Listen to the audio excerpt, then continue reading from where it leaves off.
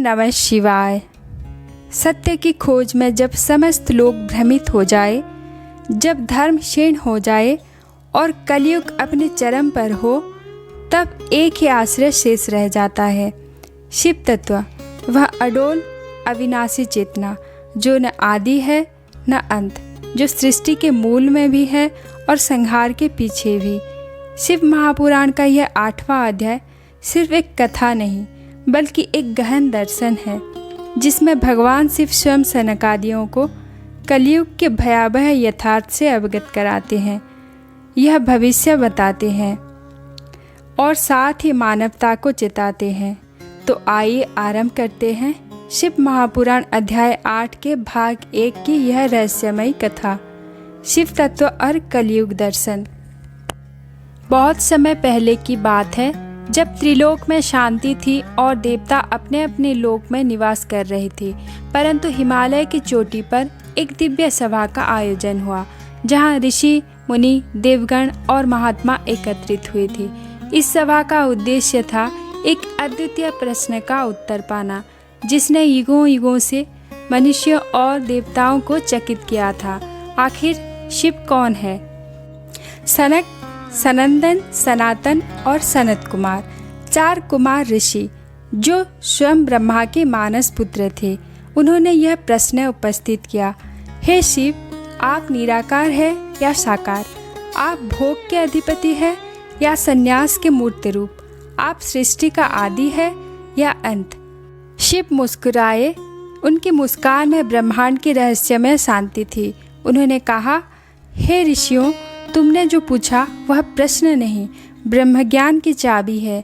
मैं कोई रूप नहीं हूँ, मैं कोई आकार नहीं हूँ, मैं वह तत्व हूँ जो सृष्टि के पहले था, जो सृष्टि के बाद भी रहेगा। मैं शिव हूँ, जिसका अर्थ है कल्याण। जहाँ कल्याण है वहीं शिव है। मैं न तो जन्म लेता हूँ, न ही मेरा कोई अंत है। मैं न तो केवल ध्यान हूँ, न ही केवल कर्म। मैं हूँ साक्षात सत्य। जब ब्रह्मा ने सृष्टि की रचना का बीज बोया, तो वह बीज भी मुझसे ही उत्पन्न हुआ। विष्णु जिस पालन के लिए प्रसिद्ध है, उसका भी मूल तत्व मैं ही हूँ। अतः मैं कारणों का कारण हूँ, परंतु मैं अहंकार नहीं, मैं केवल स्थिति और शांति हूँ। इतना कहकर शिव शांत हो गए। ऋषिगण ध्यानमग्न हो गए। संपूर्ण ब्रह्मांड उस ज्ञान की गूंज से भर गया। फिर सनत कुमार ने पुनः प्रश्न किया, हे नीलकंठ, कलयुग में मनुष्य कैसे आपके तत्व को समझ पाएगा, जहाँ पाप, कलह और अधर्म चारों ओर फैल चुके होंगे? शिव ने उत्तर दिया, हे कुमार, कलयुग कठिन अवश्य होगा, परंतु उसी में भक्ति का सच्चा बीज भी अंकुरित होगा।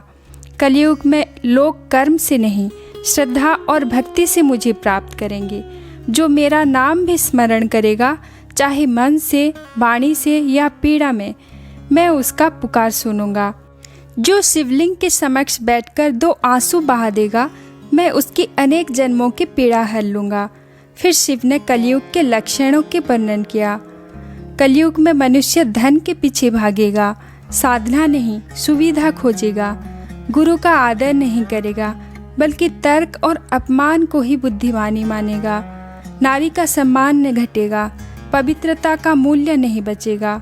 भक्त दिखावा करेंगे, भक्ति अंदर से नहीं होगी। मनुष्य मंदिर जाएगा पर मन वहाँ नहीं होगा, पूजा करेगा पर मन में व्यापार होगा। परंतु शिव ने कहा, जो इन सब के बीच भी एक सच्चे हृदय में मेरा स्मरण करेगा, मैं उसके हृदय में वास करूँगा। मैं उसे अपना पुत्र मानूंगा, चाहे वह किसी भी जाति, वर्ग या देश का क्यों न हो। यह सुनकर सनकादि मुनि नतमस्तक हो गए।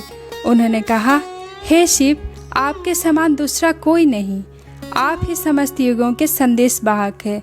शिव ने फिर कहा, मनुष्य को 3 चीज़ें से बचना चाहिए, मोह, लोभ और क्रोध। यही कलयुग के 3 विष है और उसे 3 गुणों को अपनाना होगा, श्रद्धा, संयम और सेवा। ये ही मेरी भक्ति के द्वार है।